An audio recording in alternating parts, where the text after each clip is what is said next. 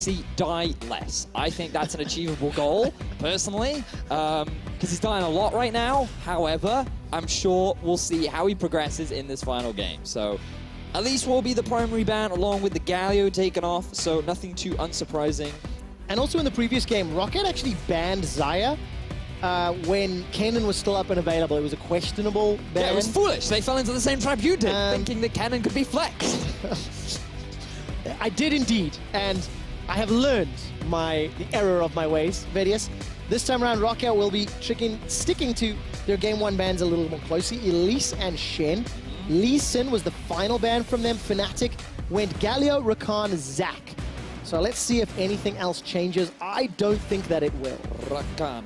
No, Fnatic kind of have to ban the Zac now because no matter, like, we've given PrideTalk a lot of criticism, but I think that if he got his hands on Zac, that would actually be really good for ROCCAT because it is very difficult to play that champion poorly. There will be a slight shift up. Fascinating that the Lee has been left available because that does leave the opportunity for ROCCAT to maybe early prioritize it, but then it gives over a Thresh Kennen lane. So you're guaranteed. I feel like ROCCAT are basically saying, you know what, we need the Thresh, we're happy to give you Lee, we have something else stored up in the tank. Well, what else do they have? Technically speaking, ROCCAT have been able to take down Reckless's Kennen. Yep. The one in the previous game. And Fnatic, we can expect them to run that once again for Reckless. The Zyra bottom lane has worked very well for Jezzes in both of their games thus far. So that would feel like the safe option.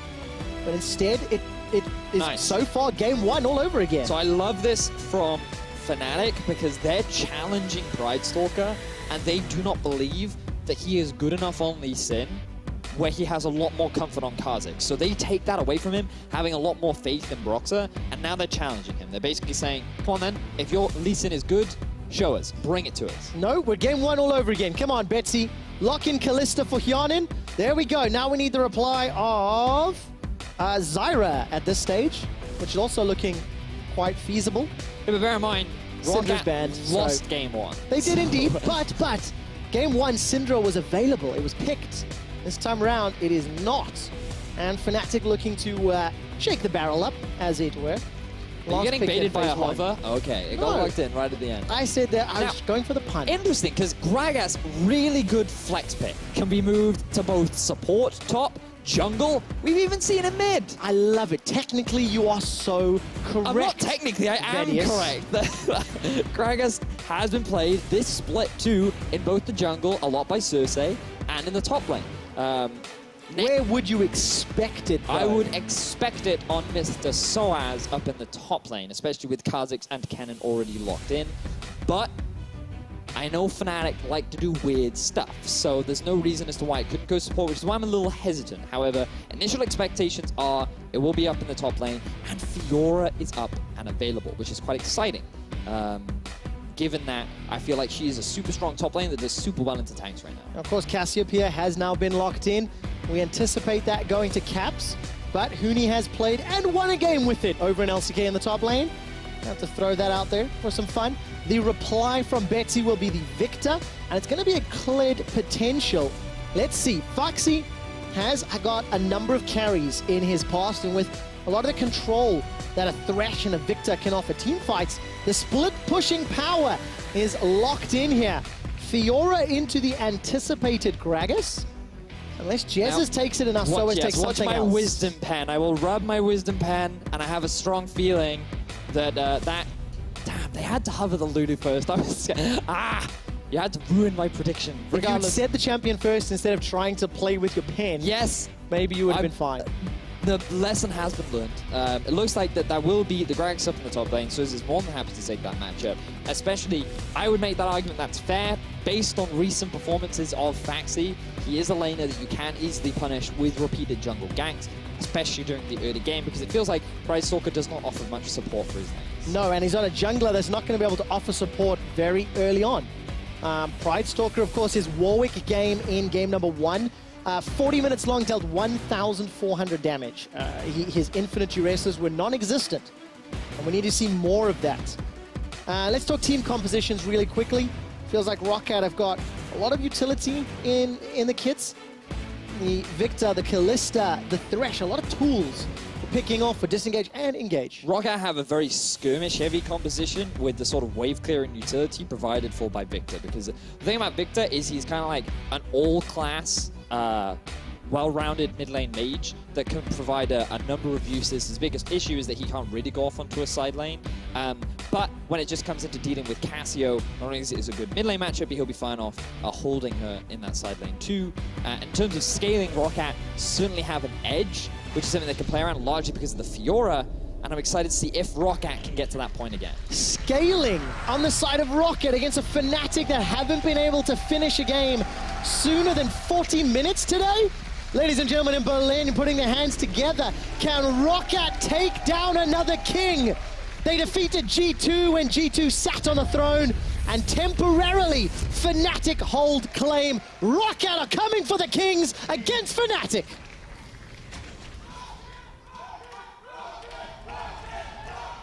And the ROCCAT chants, they're growing.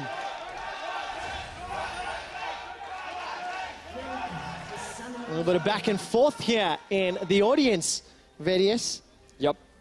And we're going to expect a lot of back and forth on the Rift. What do you think of these early lane matchups in terms of how they should play out? So, early Fnatic again in all three lanes should have the early pressure advantage. And just give a little bit more expansion on that. What I mean by pressure is that they should have stronger wave clear tools, which means that the minion waves will be killed faster from that side as opposed to their opponent. So Soaz has more wave clear tools than the Fiora does at level 1, level 2, level 3.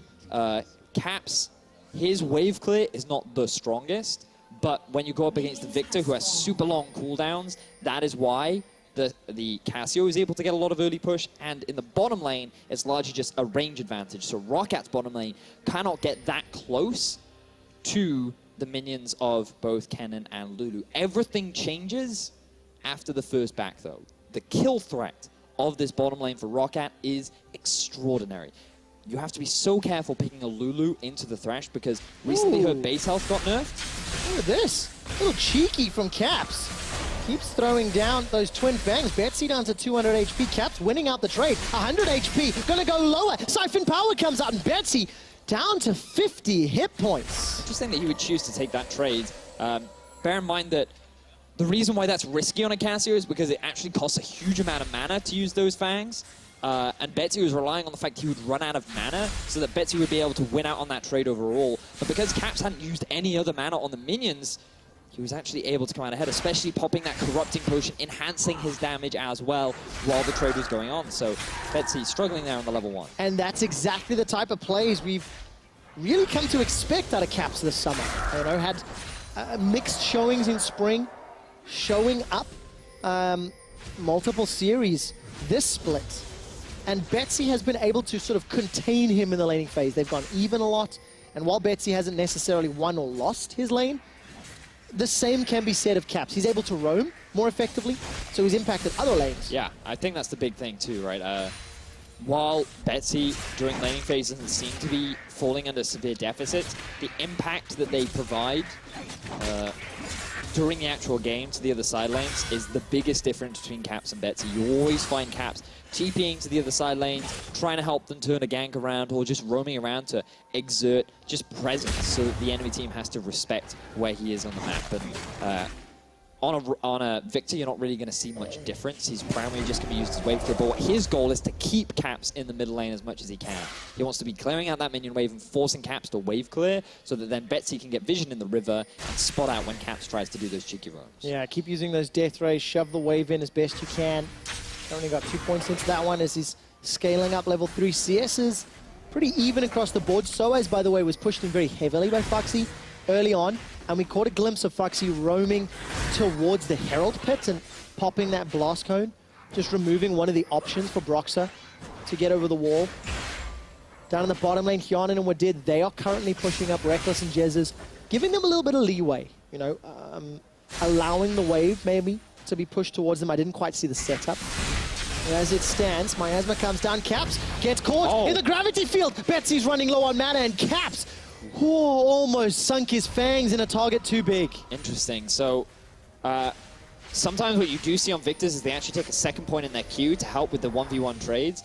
Betsy decided to take it into his E instead, which for sure helped with the poke damage, but Betsy, he was so low on mana and the cooldown was still pretty high on the Q that he couldn't actually go for the flash execute, which means that it will force Caps back, and that will alleviate some of the pressure from Betsy, but with ROCCAT around, he can't actually push it in as much as he would like. Yeah, and all of that good early game from Caps, not really or necessarily undone. No. But it definitely just gives Betsy a little more breathing room. Gigantic wave pushed into Caps, and he's going to get there just in time to pick it up. That's the big thing. That was a good awareness from ROCCAT to just come mid so that the free push wasn't available for Betsy. Because he had no mana, he always had to respect that ROCCAT could all in him. And at the very least, he would have had to burn a flash. So just good awareness from ROCCAT to buy time so the Caps could catch this big wave. Okay, we're 5 minutes into the game. Pretty even start. Fnatic and ROCCAT had a very slow game one this series. And despite Fnatic having a gigantic lead in game two, they ended up losing it. Pride Stalker unable to do anything as Broxer just cheekily walks in. And so that was actually super unfortunate because Pride Stalker smited as the W came in from Broxer, and the smite didn't do enough damage. Broxer ended up stealing it. Very unfortunate. Level 4 now to level 5 means Broxer will hit that level 6 spike a little bit sooner. Is that what Tilt is made of? No. Okay. I would just be annoyed, but I'd be like, man. Okay, fair enough. Nolan takes a big chunk of damage. Help picks from Jesus onto Reckless helping out. There's no one nearby on the minimap, so Reckless and Jesus, vice versa, not on the threat of any ganks. As it stands, going to back away. You see, the moment Wadid started walking forward, Reckless and Jesus sort of respecting that death sentence and immediately backing away. You've got to at this point as well, because the kill threat is monumental. For those that may not have seen it, it is pretty scary. Hopefully we can, because Wadid has been landing a lot of good hooks. How much respect for this bottom lane of Fnatic show? I think quite a lot. Every time Hyuna and Wadid move forward. If you look at the minimap, Reckless and Jez is backing away. Thank you, observers. As Pride Stalker walks into the Raptor camp, he stood on top of the ward that the observers also highlighted Caps placing just a moment ago. He popped that Scryer's Bloom. It revealed that there was no wards in the Tri-Bush. Just over the back of that Dragon Wall, and Broxer also placing wards down. Vedius, what do Fnatic want to do? I think they want to dive mid, but Brox is here to defend. He does want to do his best. That's a level 5 on Pride Stalker. Miasma does not murder. Pride Stalker's able to escape. Not enough. First blood picked up by Soaz. Betsy's put the Chaos Storm down. He's got a flash support from Foxy over the wall. Lunge continues to chase. Soaz, oh, that's so good. Flashes one wall, body slams the other. And Fnatic make that look clean. And Warwick is very squishy early on against two members, along with a level 6 Broxer. There was no way for Pride Stalker to be able to turn that around. If he'd had that level 6, he would have had the ultimate and he would have stayed alive. And just keep your eyes on the sustain coming out from Pride Stalker, because he stays alive for a surprising amount of time. But there's just not much he can do about it, right? Like, and then, unfortunately for Betsy, he gets grounded, so he can't even flash after Caps to get the kill. And then just the TP was just a little bit too slow from Faxi. I feel like he should have just stayed top, continued pushing. But in any case, good practice play from Fnatic. They utilize the pressure that Soaz had in top lane, along with the vision that Broxer had, in order to get themselves first blood. Really good play. Oh, that's an oopsie. Pride Stalker picks up the blue buff. That really hurts Victor too, because he is pretty mana dependent, really long cooldowns. Just, that is a really valuable thing to have on a Victor early levels. Vedius. Yeah. Vedius. I'm really triggered right now. That's what triggers me. Is that what Tilt is made of? As a mid laner, just press S. Just give it to us, okay? We don't need your help. We're fine. So Betsy gonna be under additional pressure in this mid lane by Caps without that blue buff. And the fact that first blood was picked up by Soaz, for those of you who may have missed game one, fairly early on we told what I think is an interesting stat. Reckless and Jesus have not given up first blood in the last 43 games. They just don't die for first blood. They really don't. As a bottom lane, they don't really die that often. 44 games ago, Jesus did give up first blood. Yes. So the record currently stands at 45 consecutive games for Reckless and 43 for the two of them as a duo. Pretty impressive. It is very impressive. And they can't give it away that game. I'm assuming you've counted that one in as well. I did indeed, Young Day. I knew I could trust you. I did indeed. It was 42 coming into the game. was 43 now. Death Sentence is able to get dodged away as Reckless uses the E. A polymorph turns Hyanin into an Iceman. Snowman, rather. And he's not able to get any autos down. Looking at the minimap, both Pridestalker and Broxah are inside Fnatic's jungle. Pridestalker is now going to start to back away. Pridestalker is on the hunt, though. He wants to try and challenge this. Keep your eye on where Betsy is. Blue buff picked up by Caps. Caps and Betsy about to go toe-to-toe. A lot of potential for fights. Jezzes gets caught by the Death Sentence and the Pierce. The Flay follows through. Slicing Maelstrom comes down, and Wadid's in the box. Reckless tries to chase forward. Hyanin's got a lot of HP as Soaz finishes the teleport. Explosive Cask is available. He needs to find a target. Body slam over the wall is a possibility. Instead, Pridestalker's the man. Pridestalker uses the Infinite Duress. Remember, it's a retreat tool when Pridestalker uses it. Soaz trying to cut off the Lantern teeth, but he cannot escape, and Betsy gets taken down. And ROCCAT, they tried to respond to the teleport, but they should have just disengaged. The TP failed. Hyanin and Wadid were out. And instead, they tried to get a collapse down onto Soaz, but Caps is there beforehand. But look, you can see Jungler coming into the bottom lane. All right, there's no Infinite Duress. Pridestalker used it to get over the wall, but that's a great Lantern from Wadid. Jesus gives up his life to allow Reckless to escape, and it goes to Hyanin. So the bright side for ROCCAT is that Reckless and Jezzes stick around for a little bit too long. That allows the Pridestalker to come into the lane with the Lantern, and they get themselves a return killer. This would have been a great example to show you the all-in power, but they realize Broxah is on his way. The ulti from Reckless also stymies a lot of the pressure that they have. And then ROCCAT, look, they're out at this point, right? If you're Victor, you just go back to mid, you keep farming, you keep Cassie away from the fight. If you're Warwick, you just leave. But you think, oh, Caps is right behind me, Brox is in the river, Soaz as well. Like, maybe we can win this fight. And the grounding there prevents him from being able to take the Lantern along with Soaz's giant body standing in the way. Just, these are the common things that we do see from ROCCAT. They don't think things through entirely, and they end up getting punished for it. But this was a good play from ROCCAT. They do, in this instance, punish Jezzes effectively, and they get themselves a return kill. And it's so great to see the player reactions from Betsy into an instant reply from ROCCAT. They're able to at least get a kill down. And I mean, it's a 600 gold game. Tower First Blood is still available. Despite the fact that Fnatic got First Blood and now the First Herald, it is still very, very close for ROCCAT. And Hyanin getting the kill is a great sign. CS advantage for Foxy in the top lane is also a good sign. And it looks like ROCCAT going to get a lot of damage on this tower. They may even be able to get First Blood. You're seeing a classic Fnatic move where they take Jezzes and send him off to another lane to guarantee that Rift Herald and then try and push down mid. Soaz is looking for Betsy. I think he pulled the barrel short, or it was flashed away. I missed. Somehow Reckless is caught up in the bottom lane because Jezzes was mid lane. Because this is the point, right? When you go for that play mid, you're trading the bottom tower for the mid lane one. And while we were just praising the bottom lane of Fnatic for so many few deaths, they just give away so many free kills, so many free objectives. They don't get the mid tower. Faxy's going to be hitting onto that tier 1 in the top. ROCCAT going to be hitting onto that tier 1 in the bottom. And that's going to be 2 First Blood towers going in the favor of ROCCAT. Well, the First Blood as well, along with another tower. A big gold swing. 1,500 gold here for ROCCAT. Hyanin takes down the second tower. That will extend it even more. And about half an hour ago, near the end of that second game, Veres, I said, do you believe in miracles? ROCCAT did.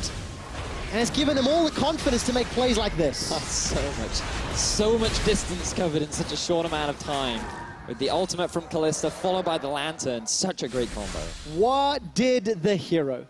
Another great play. He set up the kill with Pridestalker, follows through onto Reckless, and now Fnatic have to play from behind. This bottom lane's really good. It reminds me of when we first had Wadid join the LCS back in the beginning of spring, and he said, I don't just want to be another Korean import. I don't want to be that, you know? And he, in his first split, did not make a big name for himself. He didn't make a splash. When they started on their win streak, things looked more positive, but now it is, you can't just think of him like that. He is a standout performer on this ROCCAT lineup, and he is a big part of their success.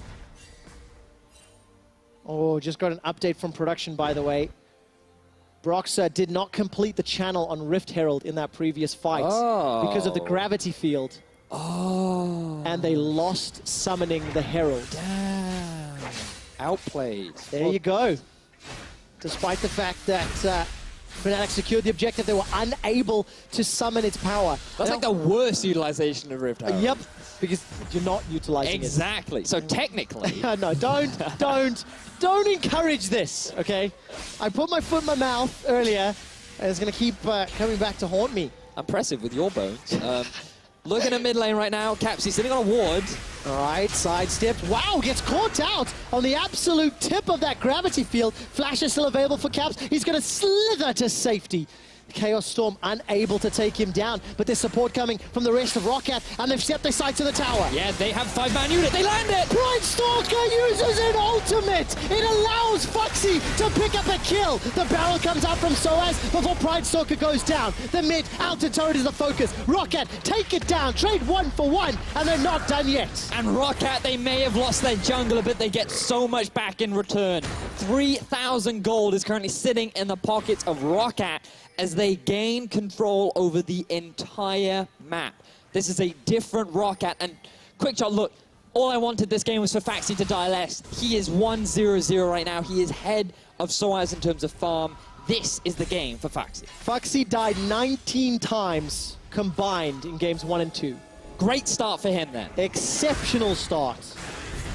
And I've got some other interesting numbers for you, by the way. ROCCAT won game 2 of this series after being down 4,800 gold at 20 minutes. Right.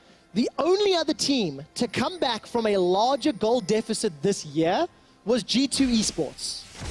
Do you want to know something interesting? Go on. Both of those comebacks were against Fnatic. Oh. It gets even juicier. It was game 3 of the series in week 10 for Fnatic, where they almost took down G2. I'll continue the story in a moment as we've got a replay here. Pride Stalker used R. Very straightforward. Oh, do you see this? So straightforward, in fact, that you even get your own cinematic. And it's unfortunate for Pride Stalker. He got polymorph, got tower aggro. He couldn't get out because once you go in, you don't really have the same sort of disengage tool. So Fnatic, they do respond to the kill. But as said, the tower still goes in favor of ROCCAT, so it's all Gucci. And to go back to Fnatic throwing story, that was the beginning of Fnatic's upward trend, you know, where they had been improving over and over. And we saw that gigantic throw a moment ago. Game 1 felt like a very slow closeout to the game. Did Fnatic throw so hard that they lose the entire series? That's what we're here to watch and find out, because ROCCAT are playing exceptionally well in the deciding game. Yep. Yes, they are. And let's look at what the next move is, right? Because we've talked more about what the current state of the game is, but now ROCCAT have to be the team to close out the game. And one of the things we have praised ROCCAT for, thinking back to their game versus their first game win versus G2 and their first game win versus Misfits, was that when this bottom lane got a lead, ROCCAT were very good at moving them around the map and very swiftly and effectively closing out the game. But now ROCCAT, their entire team has an advantage. They are looking so poised to put the pressure down onto Fnatic and force Fnatic into a wave, finding a way back into the game. And I think this is great because now all of the emphasis isn't onto Hjarnan and Wooded. Now there are more avenues with which they can rely on. Yeah, and that's what ROCCAT are going to need to win this series. The fan vote, by the way, is interesting because at the beginning of the series, it was 95% to 5% in favor of Fnatic. And as the series has continued to go on, either ROCCAT have gained fans or the Fnatic haters have jumped on the ROCCAT bandwagon. Either way, support coming in here for ROCCAT, showing a glimpse of hope. Pride Stalker has been more active in this game. Hjarnan Woodid showing up yet again. And ROCCAT, they've got themselves nearly 3,000 gold lead as we get to 20 minutes. We know that the players can be unlocked now that they've got advantages, but what does ROCCAT have to do as a composition to push this lead further? So they need to better utilize Faxi. Right now, he's approaching that 2-item spike, which is so well known for Fiora that she effectively becomes unkillable, which is interestingly why they put her in the mid lane. And they've allowed Fnatic to push down into the bottom because they have 4 members in the top side. Look at all of this vision investment. ROCCAT are saying, not only are we looking to take your tier 2 tower, but we're also planning on playing around this Baron. And we're going to play around it so early so that we can utilize this 2-item spike that we're going to hit first. And of course, with the Rend on the side of Kalista and the fact that Pride Stalkers had pretty good smites this series, it plays into their favor. You can see Love the this. Love combination, by the way. Hyanan and Wadid, once again, tag teaming. We ran a stat, a piece of information you mentioned earlier. When ROCCAT win their games, look at how well Hyanan and Wadid perform. Kill participation, exceptionally high. It's mirrored this game. These stats, of course, does not include game 2, which just happened a moment ago. I don't think it should. Quick shot. I really don't think it should. Well, because remember, ROCCAT were very far behind for a lot of that game. Be interesting to see how much the kill participation would still be true, because here, 2 out of 3 kills for Hyanan, 3 out of 3 kills for Wadid. And as you've mentioned, Vedius, Baron has spawned. Vision is set up for ROCCAT. And it either makes or breaks ROCCAT's day. And what we saw from the Mysterious Monkeys earlier in the day was that they were a team that did not know how to play around Baron. And what we've seen from both these teams is they're really good at getting vision in the Baron pit and like just outside of the Baron pit. But when it comes to like the enemy jungle and setting up around the area in total, that is where both these teams have often struggled. Yeah, and of course, in terms of teams struggling, ROCCAT lost 7 series in a row in spring. They're on the verge of winning their first series here against Fnatic in week 3. Starting 4 weeks earlier than their spring resurgence. And you can discuss the merits, how it happened, all you want. The fact of the matter is, ROCCAT are up in an advantageous position, and they are calling the shots. Fnatic have to demonstrate they can play from behind, and they have to claw back this deficit to remain undefeated in Group A and maintain control of that throne. And bear in mind what else this means for the bottom of the standings of Group A. Because Reckless is going on to Betsy. He is indeed. The flash has already come out. Summoner heal used. There's not enough support. Betsy will go down. Brox is the man that tastes his fear. Pride Stalker is contemplating going in. Not going to find his target. The rest of ROCCAT trying to make a play. Foxy on the bottom lane, and Hyanan and Wadid coming middle. It looks like the Fnatic, they were able to find themselves a pick. Betsy, he overstays his welcome, and that allows Fnatic to reclaim some of the map back in their favor. Look at how quickly that 3,000 gold lead that was in favor of ROCCAT is now swiftly starting to dwindle, and that's because the pressure is starting to be alleviated from the side of ROCCAT. While they have set up a lot of good vision around the Baron, they need to start making plays at it. And it's not the first time that Betsy has been caught out this series. A little overextended, a little behind. There's a ward behind the pit. It's going to get killed. This will signal to Fnatic exactly what is going on. And ROCCAT decide to back away. They contemplated the 3-man Baron. Teleport was used and cancelled by Soaz. That was an effective play to maintain side lane pressure. Foxy with TP up. All right, ROCCAT, let's see. How do you play, I assume, the 4-1 when I look at this comp, rather than 1-3-1? It's like a 1-4 with a slow push in the side lane. But we can talk a little bit more about that later, because the key players that you need to be looking at right now are Wadid, where he's putting his focus and what he's trying to do on the map, along with Caps. Because Caps on this Cassiopeia has actually been farming exceptionally well. 229 CS at 22 minutes. He's completed 2 of his core items, and he's working towards the Morel and Omicron as well. Like, this is the guy that's very likely to carry and keep the hopes of Fnatic alive. And when you know this guy's positioning is extremely good, the way in which he's more than happy to go for that play, he could be the big facilitator to get things going in the favor of ROCCAT. And of course, the power that Miasma has in team fights. The rest of Fnatic trying to play the map. Soaz forced to run to this middle lane. As the two teams start to collide head-on, Soaz with no TP means he's backing away. Fnatic have played 1-3-1, what feels like for 3 months. It's something they're getting better and better and better at. And now, oh, so good from Broxer. Uses that ultimate just to get out of range and movement speed to escape. But that is just not available for the fights. Yeah, again now, ROCCAT, push the vision up. That's it, right. So you have the jungler with you, and then you move into the enemy when you have that kind of pressure. So as, again, doesn't have his TP, a lot of deep wards now in favor of ROCCAT. And at this point, what you want to do is you still have 1 ward left on Wadid. It's super risky to go for this Baron. Very, very big risk, but they are posturing around it. They're going to start. All right, Baron gets triggered and instantly backed away from. But there are no wards left. Look, look, look. So you have 1 ward left on Jez's, and this is The problem is ROCCAT, they don't have enough vision in their inventory to be able to fight back Fnatic in terms of their vision control. They do have 2 sweepers on the side of ROCCAT, but it's exactly the same for Fnatic. As long as they have these 3 blue trinkets too, they can always keep an eye on it and just keep stalling the game out. The tension continues to build. That gold lead has gone. 2,000 gold at 25 minutes is just not significant enough when you look at the itemization. 1 and 2 item breakpoints across the map. Hyanan, the only one with a little bit of advantage over his opposite number. In that, he's got the QSS completed. While Reckless is still looking to build. And again, ROCCAT are going to start this one off. Fnatic need to get some vision. Broxer uses those void spikes. The blue trinket comes down. It's instantly denied. Baron had a whole bunch of Ren stacks loaded up. And so as this time round's completed.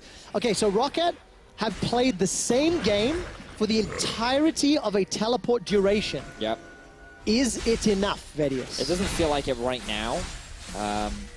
And I just think ROCCAT is scared, right? Which is understandable because they're 1 win away from being able to take a series off of Fnatic. But they're just so mindful of the fact that Fnatic are good. These guys will respond whenever they see you, even slightly out of position. And now it is Fnatic who have full control. They're going for the Baron. This is it. All right, ROCCAT have got the ability to steal. Got a Mountain Drake on their back. They've got Fiora pushing the bottom lane. That's a great death sentence onto Caps. He instantly gets Wild Growth. Teleport coming down from Foxy. Baron's going very, very low. Stolen! Pride Stalker wins the smite fight once more. Foxy gets another kill as Reckless returns with 1. ROCCAT get the Baron! No matter what you say about Pride Stalker, this man can land a smite. Time and time again, he has been outplaying Broxer and getting that objective when his team needs it the most. And this time, in a pivotal Game 3, he secures the Baron for ROCCAT and gives them back the lead that they were so desperately trying to hold on to. Pride Stalker, this guy smites. Yes, he does. And notice, like, look at the positioning of the miasma here from Caps. It's too far out of the pit, which means the Pride Stalker can still flash in. He uses the Q-Smite combo, even through an exhaust, and is able to steal away the objective. They walk away with 2 kills as well, 2 for 1. And Pride Stalker, the man, this man could be the reason as to why ROCCAT are able to win out on this series. Such a polarizing performance. Like, the amount of poor plays and the amount of good plays. Oh, it's interesting. ROCCAT extend their gold lead, 4,000. They get their 2nd dragon of the game. They have a Baron that they can use this time round. They were aced when they got their last Baron. And ROCCAT are on the verge of taking down Fnatic. That is not a sentence that I was expecting to say today. Nope. I was expecting today to be some quick 2-0s. ROCCAT, based on their recent performances, were not looking good. But Hyanan's champion pool was not challenged. Pride Stalker has found champions that he's made work, and now we could see an exciting 1v1. All right, Foxy's got a QSS, so even if he eats the Petrifying Gaze, he can deal with it. 2-0-0 for the man that died 19 times over the last 2 games. There's Void Spikes coming out from Broxer and the rest of Fnatic. They've cleared most of the way. And look at the pressure now ROCCAT's exerting. Think of the difference between ROCCAT and Fnatic, because Fnatic had such a big gold advantage against ROCCAT at this point in Game 2, yet they were not knocking on the doors of the inhibitor towers. They were playing reserve, they were playing calm, they were playing patient, they were showing way too much respect. Whereas ROCCAT are like, yeah, we're taking your inhibitor towers right now, and we don't care what you say about it, because we know we're strong enough to fight. Death Sentence is once again sidestepped by Reckless. The inhibitor's the focus for Hyanan as Wadid backs away. He can use the Lantern if necessary. Another tower falls in the mid-inner. And ROCCAT, 7 towers secured at 28 minutes. They continue their 3-lane siege. Yeah, the 1-1-3 coming out for ROCCAT. There's still plenty of mana on Betsy to just keep the wave clear going. There's 47 seconds on this Baron. ROCCAT want to guarantee that inhibitor. With this minion wave, they should be able to go for it. But now there's a 4-man unit of Fnatic rather than the 3-man. Caps has got that Banshee's Veil, which will at least slow down any sort of engage up in the top lane. Soaz forced to use the ultimate to kick Foxy away. Grand Challenge was issued, not able to be completed. ROCCAT, though, get the inhibitor with 3 minutes of Baron. And that was only allowed to happen because of Foxy. He is 3 levels above Soaz. He is more than capable of winning out on that 1v1. And now, now we're getting to a point where you have to backtrack to the draft. Lulu being picked into the Thresh, Gragas being voluntarily picked into the Fiora. At this point in the game, these champions did not provide the same sort of value that they did during the laning phase. And if ROCCAT were ever able to get to a late game point, Fnatic's team comp was always going to struggle. And right now, you can see the pressure that they are being put under. Where was this ROCCAT in earlier games? Vice versa, what happened to Fnatic this game? All started to fall apart. Bridestalker picked up a couple kills. What did?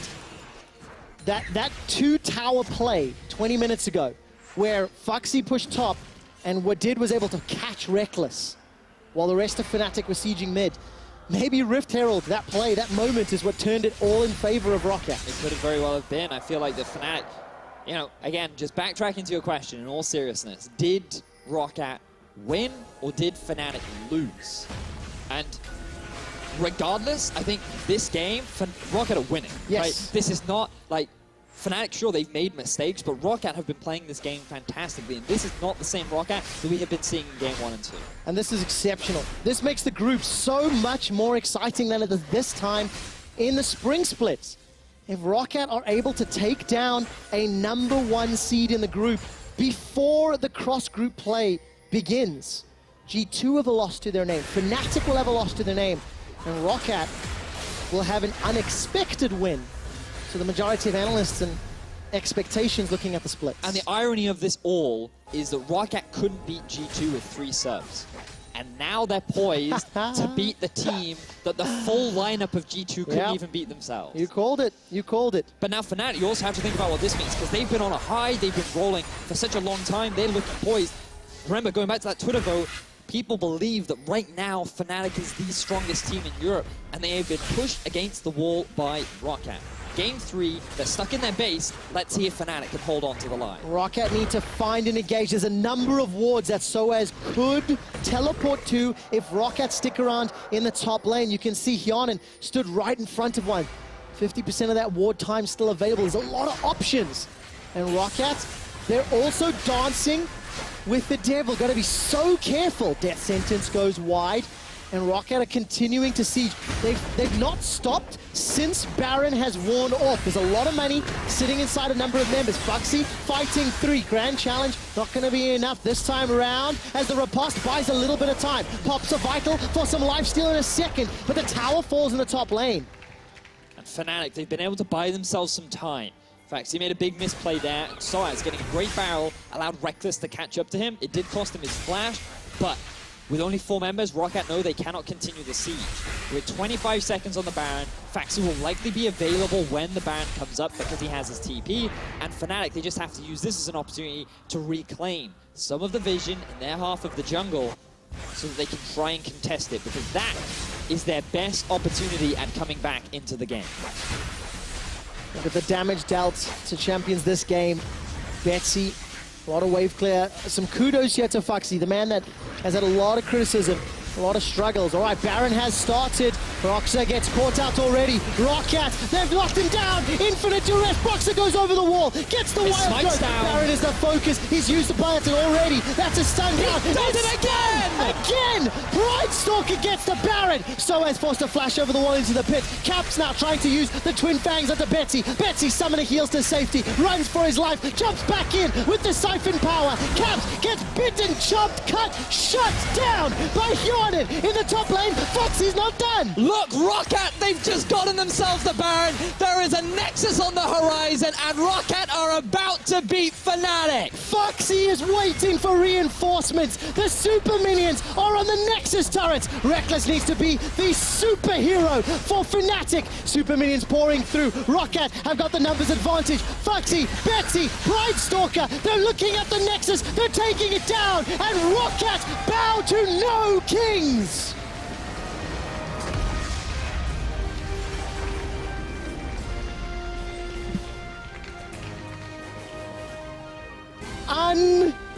Unbelievable series.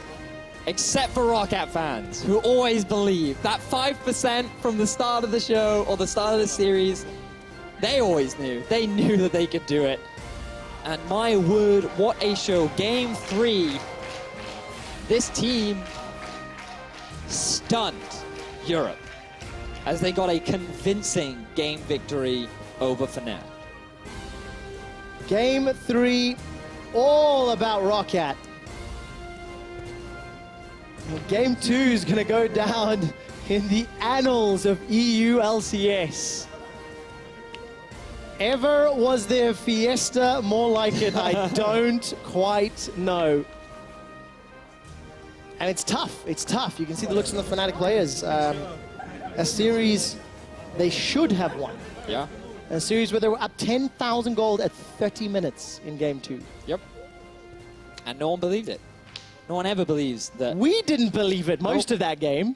Like, even for the majority of Game 2, like, we have to be honest, like, for a lot of that, we thought the Fnatic would still win. Like, sure, ROCCAT were fighting back, but the expectations were like, and it'll still go in the favor, but yes. I have to say, Pride Stalker, I've given you a lot of crap. I have. I'm sorry. We have. Yeah, we have, right? But your smites... They're almost as good as Shooks. ROCCAT came out victorious against Fnatic. Let's send it over to Shooks to talk about Game 3. Well then, ROCCAT.